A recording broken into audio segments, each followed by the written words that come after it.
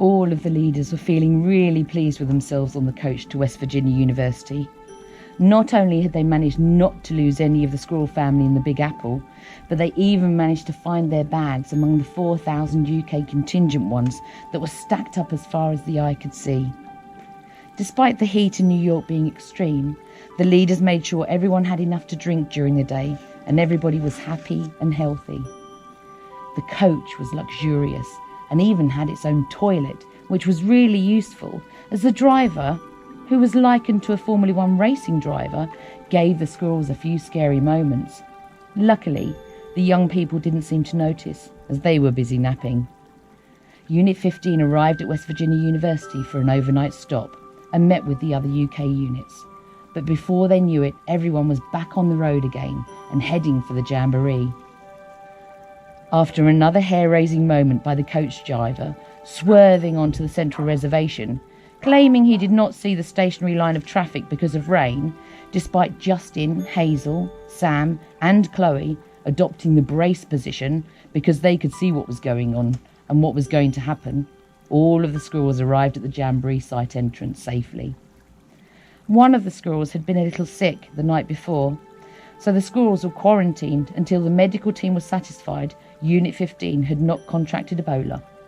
And then they allowed the coach on site. It was pouring down with rain. Everyone got absolutely soaked on the first night, but despite the weather, the squirrels set up their camp and enjoyed a party. Soon everyone had settled into the sub-camp life. They were making new friends, swapping kit and enjoying the atmosphere.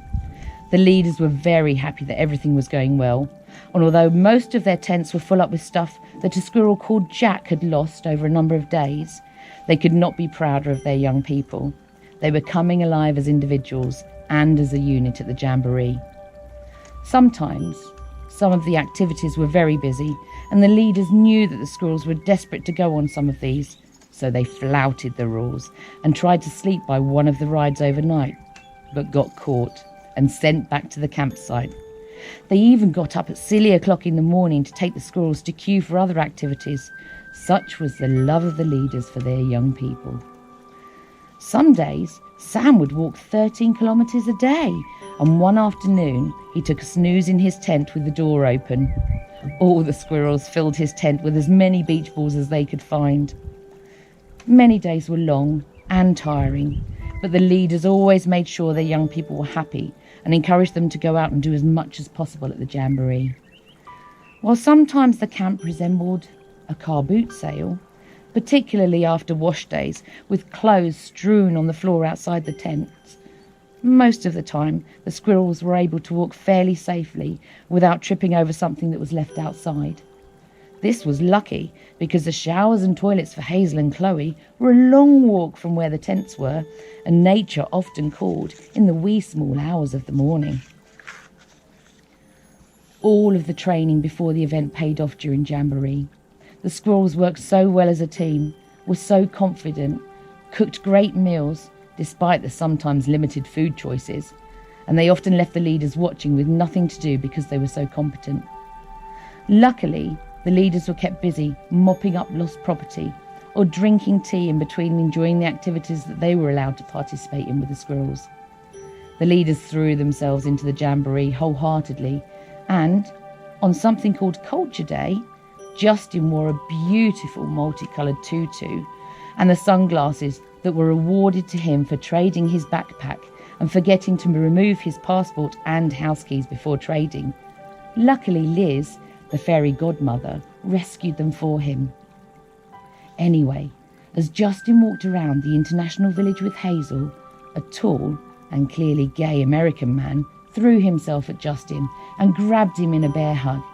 "Gee," said the American, "it's so good to see you celebrating your sexuality." "Eh?" said Justin.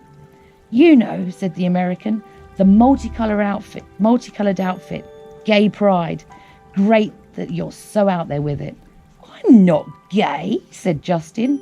"Ah, okay, an ally then," said the American. "Eh?" said Justin. "You know," said Hazel, trying not to laugh, "an ally, a friend of the gay community. You were listening at the training we did with the squirrels, right? No, said Justin as he waved goodbye, and they both laughed. Every sub-camp had a medical facility, and a few of the squirrels tried to visit there in an attempt to get a highly prized necker that could only be gifted if a trip to the hospital was forthcoming. One of the squirrels managed to secure one of these prized neckers, but returned to the jamboree for the closing ceremony. The jamboree flew by, and sometimes the leaders found it hard to try and remember exactly what everyone did during the time they were there. But when there was an emergency or something had not gone to plan, there was a great team called CMT who were on hand to help out and ensure everyone was supported. And Sam ensured everyone at home could follow the squirrels by keeping an online presence via Instagram and Twitter.